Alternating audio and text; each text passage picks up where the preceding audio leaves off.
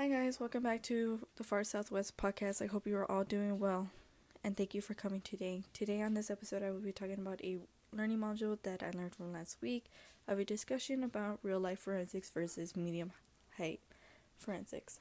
I will also be talking about the Laci Peterson case and a current event of where a group of black people from across the country were receiving a racial text from an anonymous person. In this learning module from last week, I compared between actual forensics compared to TV shows forensics. I was able to watch some informational videos about forensics that was provided by my professor. After those videos, we got to choose any crime shows that we wanted to compare them from. The show that I chose was called Bones. For those who have never heard of this show, it's mainly about a forensic anthropologist named Dr. Temperance Brennan. In the show Bones, Dr. Brennan has her own office, many labs, and her coworkers even have their own office space as well. Dr. Brennan seems to go on to these crime scenes all the time, and sometimes even her coworkers go as well on the crime scenes as well. But in the video that I watched of the real forensics, they said that they hardly ever go onto these sites at all unless it's something extremely odd that they are needed for to be there in that site area.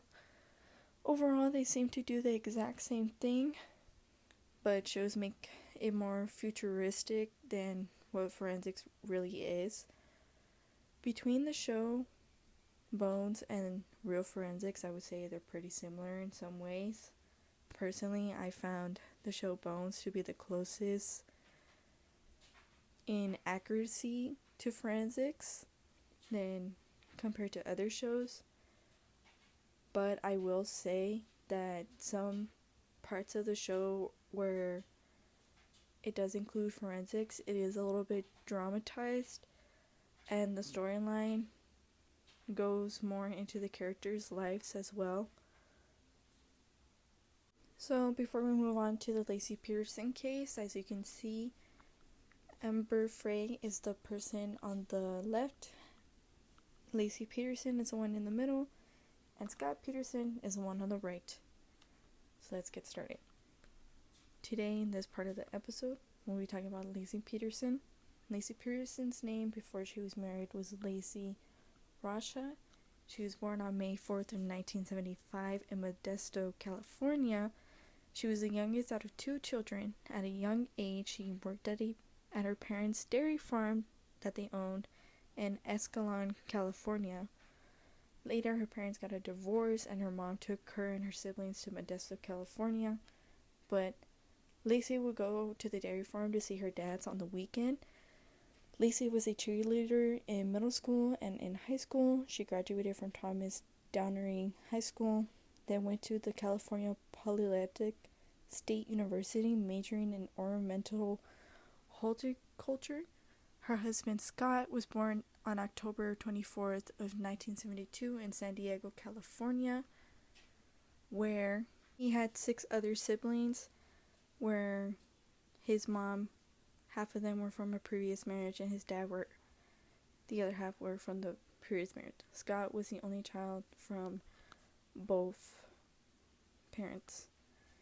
Scott began playing golf at 14, where he could beat his father at a golf game. Scott had dreams of becoming a professional golfer. He was teammates with a future pro named Phil Mickelson at the University of San Diego High School. By the end of high school, he was one of the top junior golfers in San Diego. In 1990, Scott enrolled in Arizona State University, where also Phil had enrolled on a partial golf scholarship. Scott's father had later testified that Scott was discouraged by the considerable competition at that Mickelson and an unnamed future pro presented. According to Chip Couch, the father of a young golfer Chris Couch, Scott was taken off the golf team after Chip had found out that Scott had taken Chris out drinking while Chris was visiting Arizona State.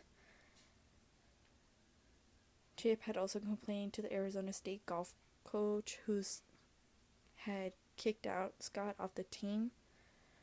Scott transferred to Cuesta College, then to California Polytechnic State University, which he had planned on majoring in international business, which he ultimately graduated with a degree in architectural business. Some professors who had taught Scott has described him as a model student. While at university, Scott was working at a place called Pacific Cafe, and Lacey would go there regularly to go see a friend of hers who was also working there at the time. One day, around mid-1994, Lacey had given Scott her phone number. Later that day, Lacey had told her mother that she had met a man that she would marry. Later on that day, Scott also called Lacey and they started then to date. Scott had put his dreams aside of becoming a professional golfer and started focusing more on his business career. They dated for 2 years until they moved in together and got married in 1997 after Lacey graduated from college. Scott was finishing up his senior year at the university. While that was happening, Lacey had found a job nearby in Prudendale, which was also later found out by the jurisdiction that he was having an affair at the same time, but there was no details released about this affair. Scott graduated in June of 1998 with a bachelor's in science degree in architectural business. After that, the Petersons had opened a sports bar called The Shack, but later they had decided to sell it and move to Lacey's hometown. In October of 2000, they bought their 3-bedroom home. In 2002, Lacey had found out she was pregnant, and her due date was February 10th of 2003. In November of 2002, Scott was introduced by a friend to Amber Frey. Later, they had started a romantic relationship. On December 23rd of 2002 at 5:45 p.m., Lacey and Scott went to a salon that Amy, which is Lacey's sister, was working at. Scott had offered to pick up a fruit basket for Amy since it was nearby the golf course that Scott was going to be playing at the next day. Sharon, who is Lacey's mom, last spoke to Lacey at 8:30 p.m. on the phone. So, on account, 3 people were the last to see Lacey before she disappeared. The next day, Scott told police he last saw Lacey at 9:30 a.m. before he had left to go fishing at Berkeley Marina. Scott said Lacey was watching Martha Stewart about making lemon meringue. Lacey was also prepping to mop the floor and to take their dog Mackenzie to go on a walk at a nearby park. A neighbor later said that they saw the Petersons' dog alone outside by the home by herself. The neighbor returned the dog back to the home's yard at around 10:30 a.m., but another neighbor said that they saw the dog at 10:45 a.m. He was outside with his own dog at approximately 10:45 a.m. Around 2:45 p.m., Scott had left a message on the answering machine to Lacey saying, quote, "Hey beautiful, it's 2:15. I'm leaving Berkeley," close quote. When Scott had returned home that afternoon, Lacey's vehicle was still in the driveway, but the house was empty. He had later found the dog, Mackenzie, in the backyard, which, to his account, he had all relayed to Sharon. Sharon will deny in court that he never said anything to her. Scott had then showered and washed the clothes that he was wearing that day. A neighbor had testified that Scott had come and knocked at their door asking if they saw Lacey today. That same neighbor also said that they overheard Scott saying that he went golfing earlier that day, and a relative also testified that Scott said he went golfing as well that day. Scott and Lacey's stepfather reported Lacey's disappearance to the police at 6 p.m. At the time of the disappearance of Lacey, she was 7 months, half pregnant.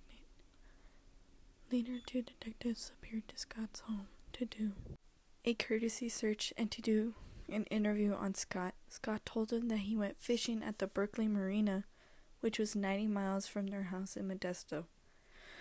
Detectives had found all of Lacey's belongings in the house, and after that they had begun to organize a search in the surrounding area to look for Lacey. Over 900 people came to the search, which included family, friends, and neighbors that had looked for Lacey and put flyers everywhere. They believed it was out of character for Lacey to leave without informing her family. A $25,000 reward was offered for Lacey's safe return, and it kept increasing to $250,000 and to the final number of $500,000. Detectives did not consider the case suspicious, but suspected foul play. That's when Scott became the main suspect. Then the affair with Amber Frey was discovered. December 30th of 2002, Amber had made herself known about being in a relationship with Scott Peterson. After seeing a nationwide coverage of Lacey Peterson missing, Amber told him that she had met Scott in November of 2002, when Scott had said he was single. Amber then said that on December 9th, he had told her that he was a widower? And this would be the first Christmas ever without his wife. Based on what Amber provided, detectives suspected Scott started planning Lacey's disappearance 2 weeks prior.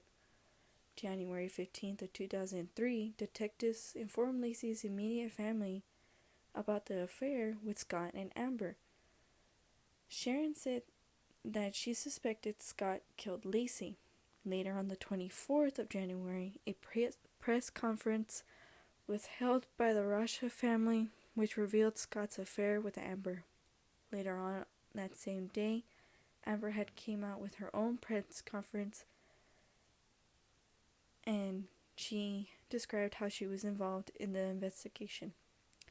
On April 13th of 2003, 2 people were walking their dog, and the dog found a male fetus on the San Francisco Bay shore in Richmond Point Isabel Regional Shoreline Park. The following day, a runner found a torso in the same park. An autopsy was performed on both bodies, and Lacey was missing her head, arms, and most of her legs, and her internal organs. None of these that I've listed have ever been recovered. The baby did not have that much damage besides his right side and the cord being wrapped around his neck. The baby died in utero. He was expelled from Lacey's body during decomposition. The FBI started looking a bit more into Scott, and they discovered pliers in Scott's fishing boat with hair wrapped around it when they were searching the warehouse that he had. They also found homemade concrete anchors on the boat, which Scott said he had purchased 2 weeks prior. Scott said he used a 90-pound concrete for 1 anchor and used the rest to fix his driveway. But when they did continue the search on December 27th, in the warehouse they found concrete powder on the boat trailer and 5 circular marks matching the size of the anchor. Prosecutors alleged that Scott had made 5 but only used 4 for Lacey to sink her body. 1 on one wrist, 1 on the other wrist, and 1 on one ankle and 1 on the other ankle. To sink her, body in the bay. After Scott was arrested, the police did a search in the bay to look for the missing concrete anchors, but they were unsuccessful. Scott was arrested at the golf course where he was meeting his dad. Scott had dyed his hair and beard blonde, had many supplies, and $15,000 in cash in his car. Scott was trying to flee the country since he had used a GPS tracker to see where he was going, and it appeared like he was going to head to Mexico. On November 12th of 2004, Scott was convicted of 2 counts of murder. First-degree murder with special circumstances for killing Lacey, and second-degree for killing the fetus she was carrying. I highly recommend watching the documentary based off of Laci Peterson on Netflix, since they give more information and go more into detail than I did on this case. Moving on to the racial text that was sent throughout the country. As you can see on the screen, that is one of the texts. Well, it's the same text, it's just one of the people screenshotted it, is what it said, and what was the exact same message that was sent across the country. Not only did adults get them, but children in middle school and in high school and in college as well got them. Parents brought this up to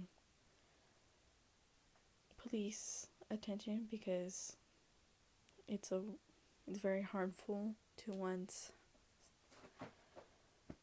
mind and whatnot.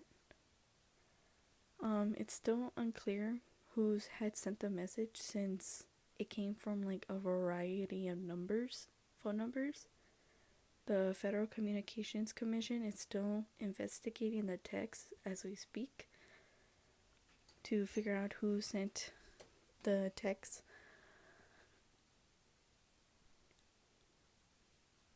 And since it's still unknown, it seems that it came from a robotext. That's how they were able to send them all somewhere around the same time and to various people. But many are still trying to figure out how this person, or maybe it's people, were able to figure out the person's race behind a phone number and was able to target them and send them this phone number. But some are saying that it's not targeted and it was just out of random.